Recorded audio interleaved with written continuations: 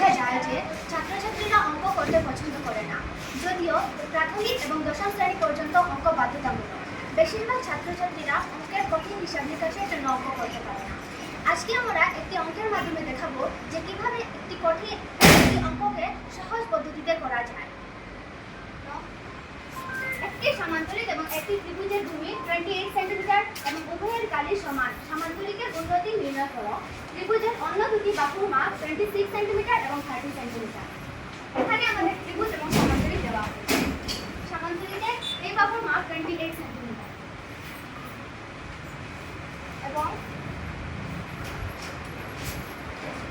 এটা 30 সেন্টিমিটার আর 26 সেন্টিমিটার।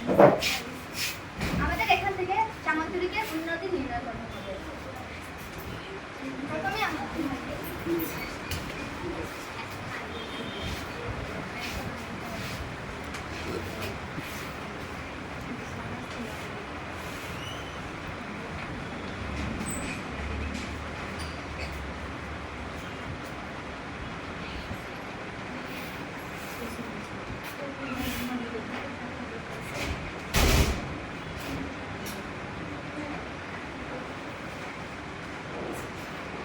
জানি যে এস নির্ণয় করতে আমাদের প্রথমে তিনটি বাহুর যোগফলের হাফ করতে হয়। তো আমরা তিনটি বাহুর যোগফল করতাম।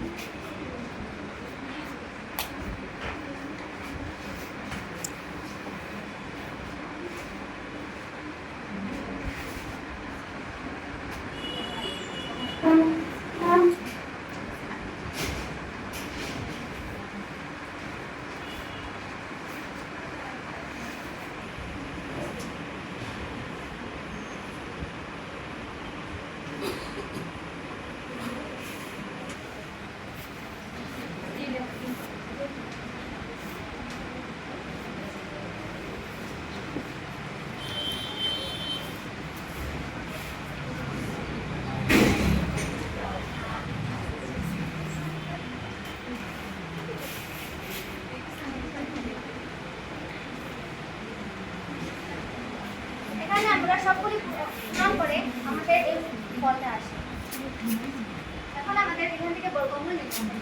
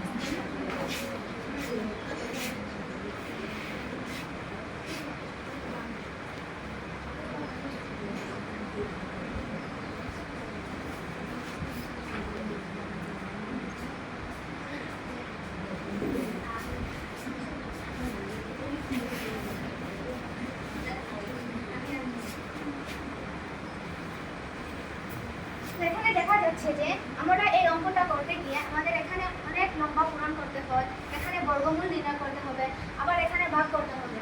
তো আমরা এই অঙ্কটাকে আরো ইজি পদ্ধতিতে করতে পারি।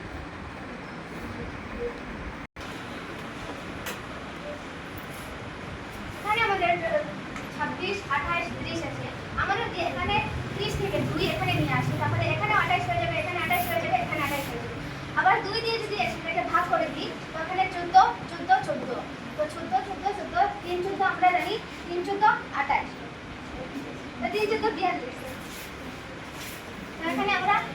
পদ্ধতিতে করে নিব।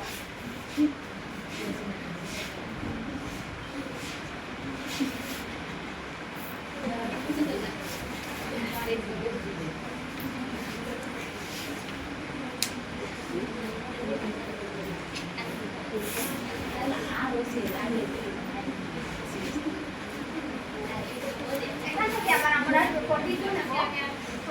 42 থেকে 30 মাইনাস করলে আমাদের হয়ে যাবে 12। আবার এখান থেকে এখানে 2 কম, এখানে আবার 2 কম, তো আমরা এখানে 2 কম আছে, এখানে আমরা 2 বেশি করব।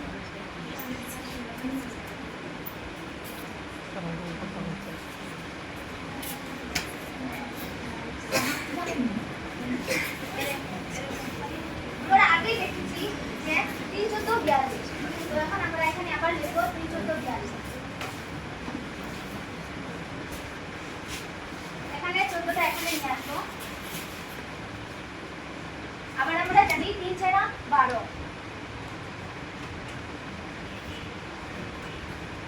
এবং আমরা আমাদের 16 দিয়ে নিচে লিখব।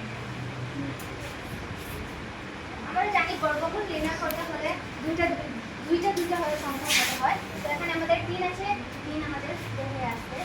এখানে আমাদের 14 আছে, 14 বের হয়ে আসবে। আবার আমাদের 4 2 আর 16 4 দিয়ে আসবে। এখন আমরা এটা পূরণ না করে সোজাসুজি সামান্তরিকের কালি নিয়ে নেব।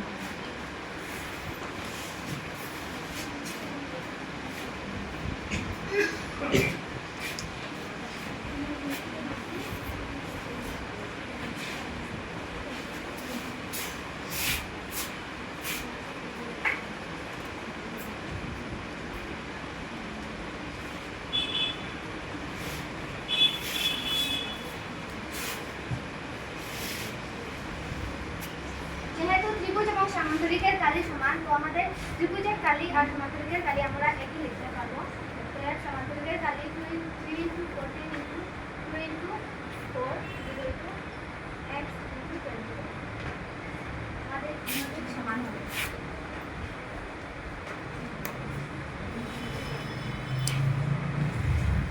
আমরা যদি 20 এখানে নিয়ে আসি, তো এটা ভাগ হয়ে যাবে।